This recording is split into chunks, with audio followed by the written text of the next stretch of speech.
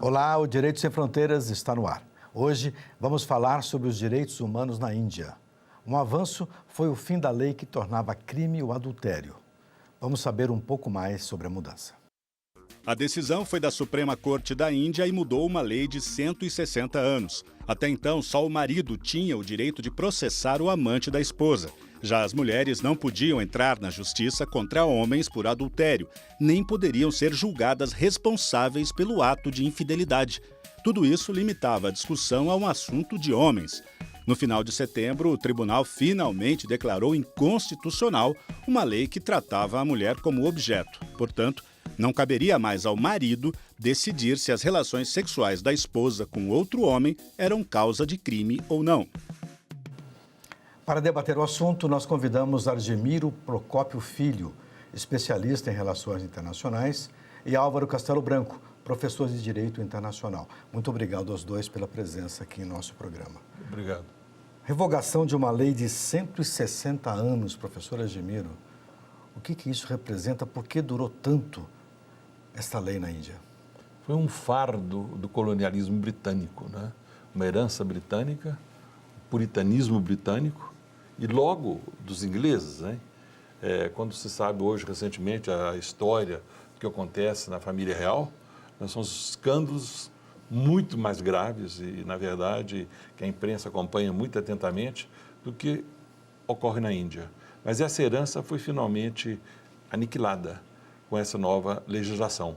Isso dá à mulher uma nova posição num país que é, devo mencionar, a maior democracia do mundo. Ou seja, nenhum país democrático tem tamanha população como a Índia. O senhor diz em termos quantitativos. A população que supera 1 milhão de habitantes. Voltaremos a esse tópico. Professor, Sim. A questão religiosa foi um fator determinante para a manutenção dessa lei durante 160 anos? Sim, na verdade, quando a gente fala de estados, de cultura, a gente vai para um viés no direito internacional que é uma discussão entre duas correntes, uma corrente chamada corrente universalista e outra chamada corrente relativista. Pela corrente universalista, a gente deve ter um único conceito mundial do que seria a dignidade da pessoa humana. Isso você teria padrões, talvez, mais ocidentais de proteção à dignidade da pessoa humana. Então, a Índia segue isso, não? Então, a Índia, até pelo continente onde se localiza, até questões religiosas, e mesmo o Brasil, a América Latina, a Europa, a gente trabalha com a corrente relativista. Tanto que os tribunais que existem de proteção dos direitos humanos são tribunais regionais e não tribunais universais. Por quê? Porque é lógico que todas as questões que envolvem, por exemplo, mulheres no Oriente Médio, nessa região, eles costumam ser muito mais lentos nos avanços. Questão de carteira de motorista, que acompanhamos agora, adultério, questões de homossexualismo. Então, lógico que, por nossos padrões, eles estão extremamente atrasados, não é? Mas existem questões que são culturais que cada estado desenvolve no seu ritmo, não é? Então, é lógico que se a gente tivesse, por exemplo, uma corte internacional, uma corte universal para julgar violações de direitos humanos, algumas questões culturais de alguns estados seriam fatalmente atingidas e, como eu disse, a gente não tem condição de analisar isso sobre o nosso prisma. Eles têm que decidir, porque esse avanço é de acordo com a própria cultura deles. Professor Argemiro, em 1954, a Suprema Corte da Índia teve a chance de revogar essa lei. No despacho final, ela poderia revogar e não revogou. No despacho final, aspas, está escrito o seguinte: que se aceita de forma comum o fato de que o homem é quem seduz e não a mulher. Isso caberia, naquela época, ainda, esse tipo de argumento?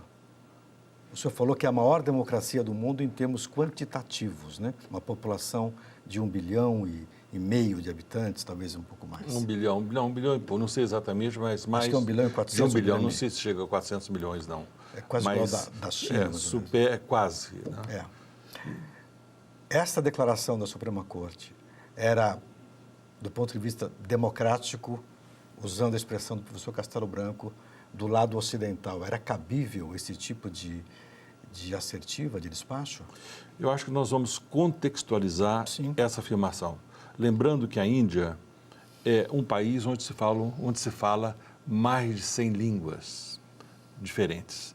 Lembrando que a Índia, uma parte dela é islâmica, ou seja, a população islâmica tem um poder político e já houve guerras, separação, inclusive territorial, mas mesmo assim ainda residem na Índia comunidades islâmicas expressivas e numerosas. E os islâmicos são muito conservadores sobre esse aspecto. Talvez por uma questão política, de política interna, então foi postergada. Ou seja, mas relembrando que essa herança é uma herança britânica, ou seja, é uma herança ocidental, essa legislação. Né? Foi imposta pelos ingleses. Então, a culpa aí já não é do asiático. A culpa isso é daquele país que o seu império não tinha mais fronteiras, o sol nunca se punha. O Império Britânico, vitoriano. Né? Então, eles têm uma grande responsabilidade por esses desarranjos internos na história da Índia.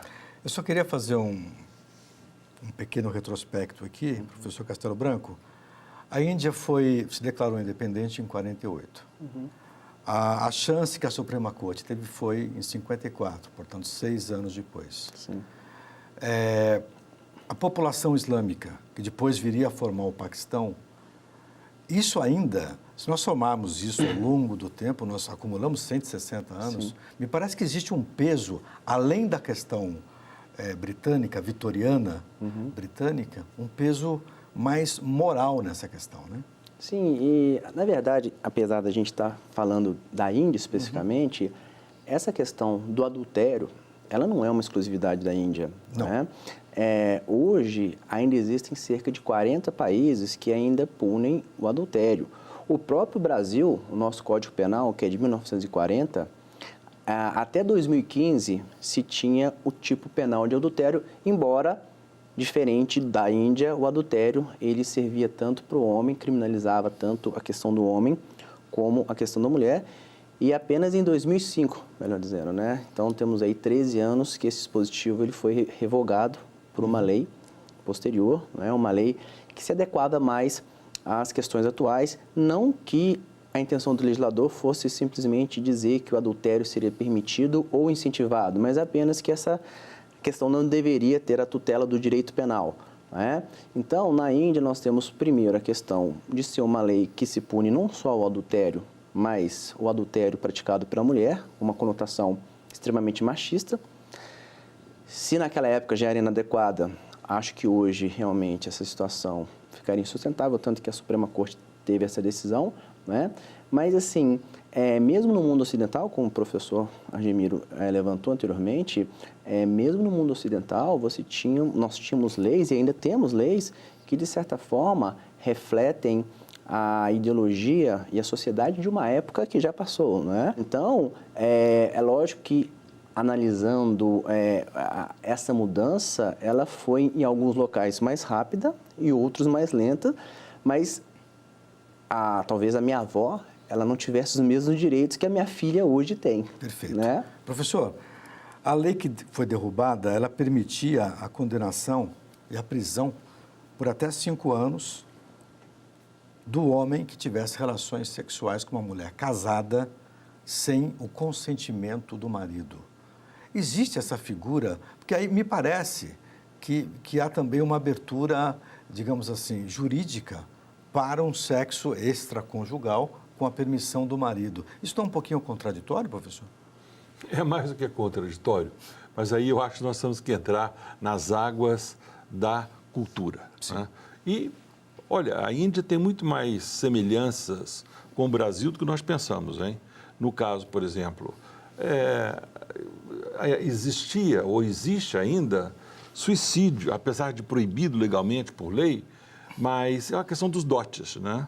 Sim. Então, é uma desgraça a família que só tem, por exemplo, um pai que tem várias filhas e não tem só tem um filho. Por quê? Porque a filha carrega o dote quando casa. Ou seja, filha significa pobreza. Ele para casar a filha, ele tem que pagar. Então, é ao contrário de certas sociedades onde é a mulher que traz o dinheiro. Então, depende muito da cultura. Por exemplo, na África, muitas vezes é o contrário. Mas na Índia, então, o número de suicídios de mulheres que não queriam quebrar o pai, porque necessariamente tinha que levar o dote. E vamos lembrar que no Brasil tinha até a questão do dote também, e a mulher não podia sequer opinar sobre os negócios, né? Se dizia, quem manda na minha casa é ela, mas quem manda nela sou eu. Quer dizer, esse machismo, ele ainda permanece. Então, ou seja, às vezes, e é muito comum na Índia, o pessoal não importa muito por legislação, não. As tradições locais falam mais alto que as leis. A ONU estabelece o seguinte, professor Castelo Branco, que a criminalização das relações sexuais consentidas entre adultos é uma violação do direito à privacidade e uma contravenção ao Pacto Internacional sobre Direitos Civis e Políticos em vigor. Como é que o senhor analisa isso? Na verdade, a gente vive uma era de mudanças, não é? O professor Argimiro falou agora sobre a questão das mulheres, né? Eu me lembro que quando eu estudei o Código Penal, e olha que eu não sou tão velho assim, não faz tanto tempo, a gente tinha conceitos como, por exemplo, mulher honesta, não é? E o capítulo, por exemplo, dos crimes sexuais no Brasil reflete muito isso. Antigamente, esses crimes eram chamados crimes contra os costumes, crimes de conotação sexual, como o estupro, o então atentado violento ao pudor, que foi conjugado hoje com estupro, outras figuras que sedução mediante fraude. A mudança legislativa que nós tivemos há pouco tempo mudou para crimes contra a dignidade sexual. Justamente, essa mudança de título, ela é muito emblemática, porque o que são costumes, o que é dignidade? Mas vai mais ou menos na linha de raciocínio desses instrumentos internacionais, que dizem que a questão da sexualidade das pessoas não é uma questão exatamente de costume, embora o costume, ele repercuta, sim. É muito mais uma questão relacionada à sua própria dignidade, não é? Então, as questões que envolvem a liberdade sexual de cada pessoa, a opção sexual, não é? Isso diz muito mais respeito à sua existência como ser humano do que necessariamente um reflexo da cultura da religião, embora, obviamente, isso acaba repercutindo em legislações de vários estados. Perfeito. Nós voltaremos a esse tema e a outros temas daqui a pouquinho, logo após o nosso intervalo. Não vai embora.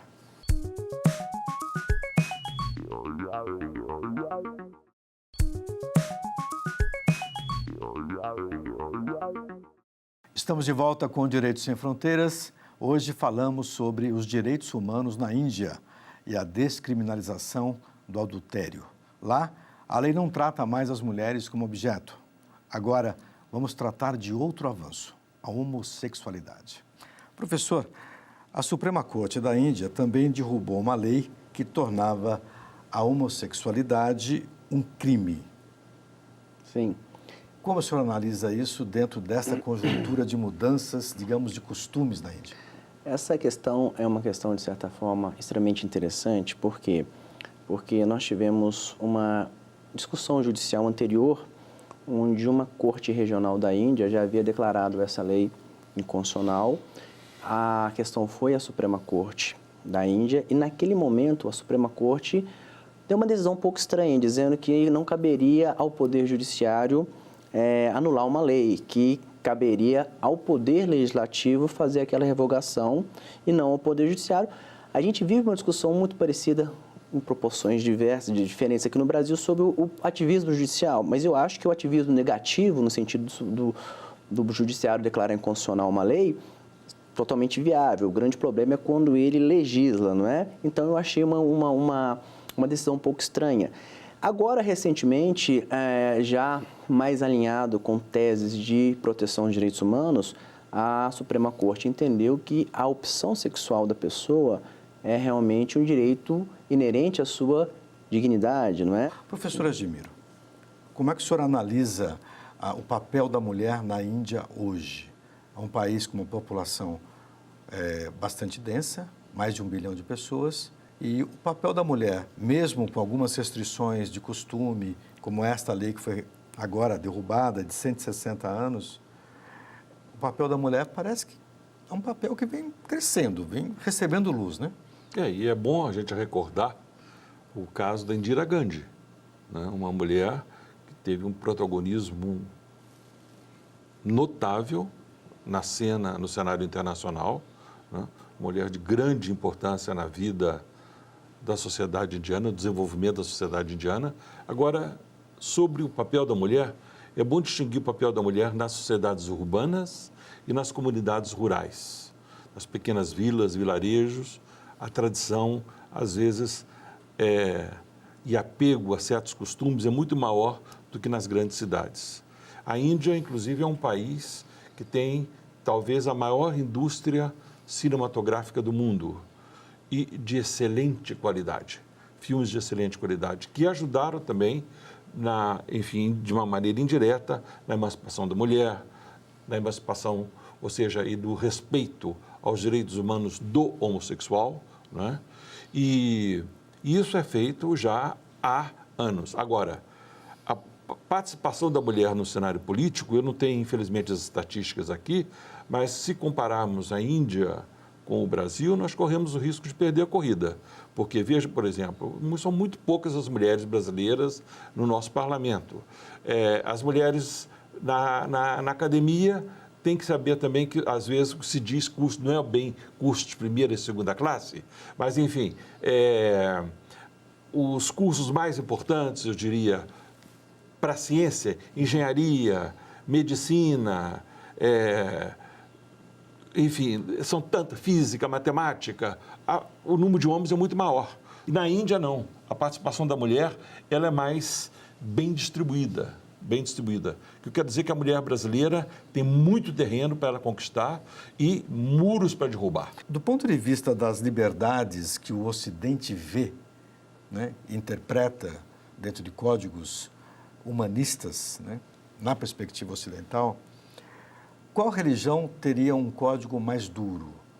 A islâmica ou a religião hindu?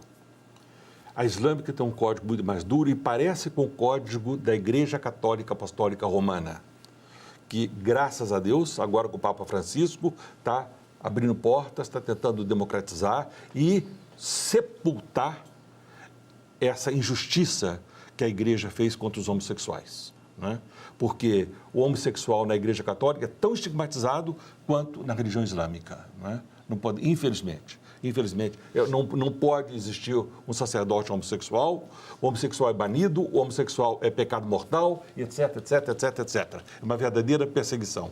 E na Índia, na sociedade islâmica, é muito duro também, parecido com aqui, sobre esse aspecto das igrejas. Então, as igrejas têm que fazer meia-culpa, né? E o hinduísmo parece-me mais aberto do que a sociedade islâmica sobre esse aspecto. Perfeito.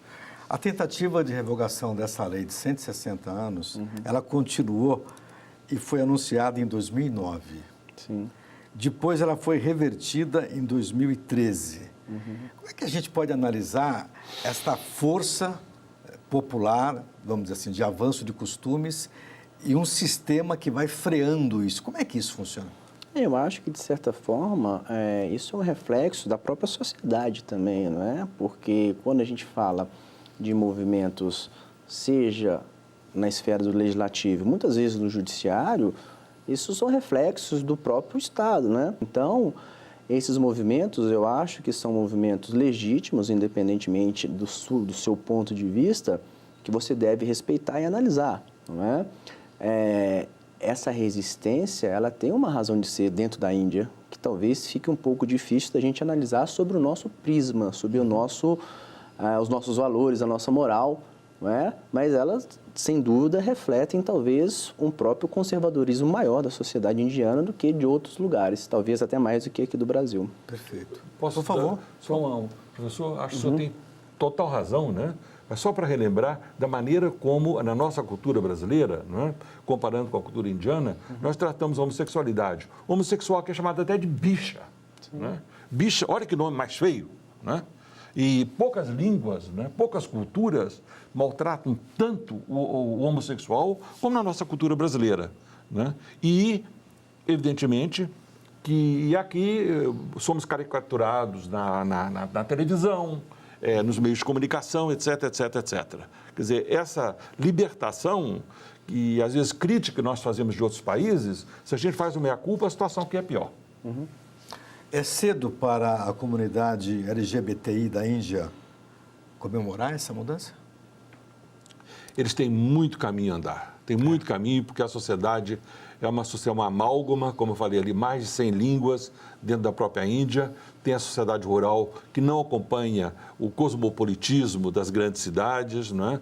Onde existem cidades onde a televisão sequer chegou. Agora, é bom lembrar também que é um país que já mandou o homem ao espaço, é um país com altíssima tecnologia, né? Os hindus, os indianos que estão no exterior, nós temos no Brasil 1 milhão de brasileiros no exterior, mas são entregadores de pizza, são empregadas domésticas, ou seja, somos, infelizmente, um tipo de escória. Os hindus não.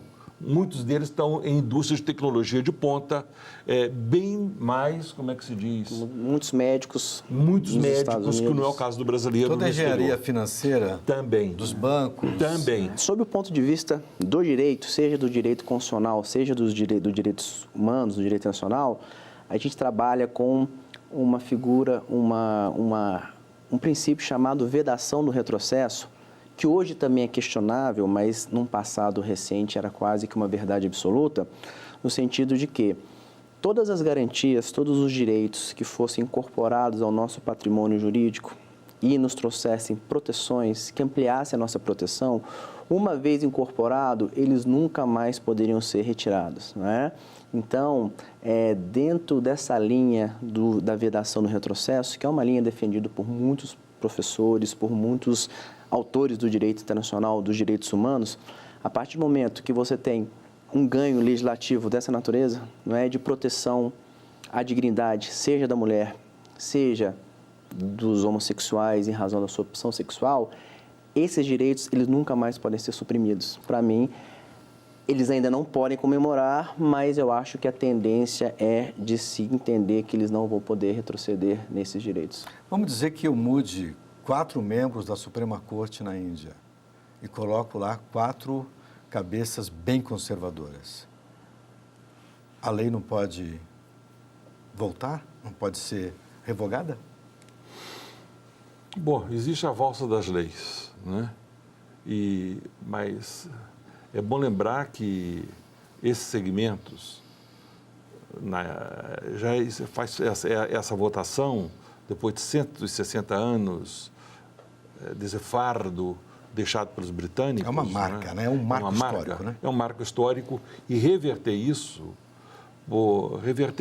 é um atentado aos direitos humanos. No caso da Índia, as comunidades rurais ainda tratam a homossexualidade, eles veem a homossexualidade como uma doença mental. Quer dizer, é uma outra barreira cultural, né? Sai dos grandes centros urbanos, vamos para o interior, onde normalmente em todos os países o interior acaba sendo mais conservador, né? Pelo menos teoricamente. E aqui na Índia parece que 70% ainda das pessoas que vivem na comunidade rural ainda recebem o homossexualismo como uma doença mental. Como avançar? Isso é um problema muito grave, não é? Talvez, mais uma vez, não restrito apenas à Índia, não é? Há várias pessoas que creem que o homossexualismo é realmente uma doença, não é? Existem, inclusive, projetos legislativos lá e aqui em outros países que querem estigmatizar, não é, a homossexualidade como uma doença. Até já discutimos aqui questões sobre a chamada cura gay, não é?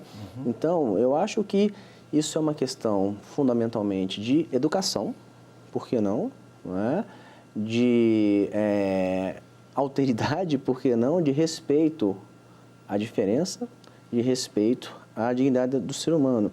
Eu acho que a gente tem que caminhar nesse sentido de respeito à diferença que existe entre as pessoas, não é? Perfeito. Eu não preciso necessariamente concordar com a opção, eu posso ter a minha própria opção sexual, mas isso não significa que eu não possa respeitar, não é? Isso é um princípio básico. Eu acho que não é nem de direito, é um princípio de convivência. Perfeito. Apenas uma informação aqui para a gente finalizar o programa. A relação homossexual é crime em mais de 70 países.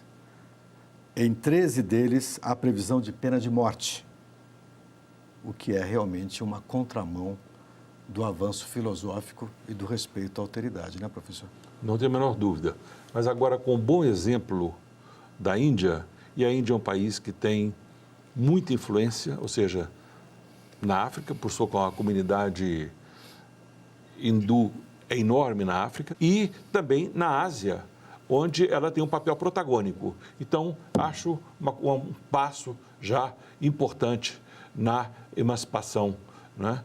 Perfeito, professor. E na alteridade, maior respeito, maior cuidado para com a alteridade. Com certeza. Infelizmente, chegamos ao final de nosso programa. Agradeço muito aos dois pela ajuda, pela divisão de conhecimento e agradeço também a você que nos acompanhou. Assista a nossa programação pelo site da TV Justiça. Acesse também o nosso canal no YouTube, TV Justiça Oficial.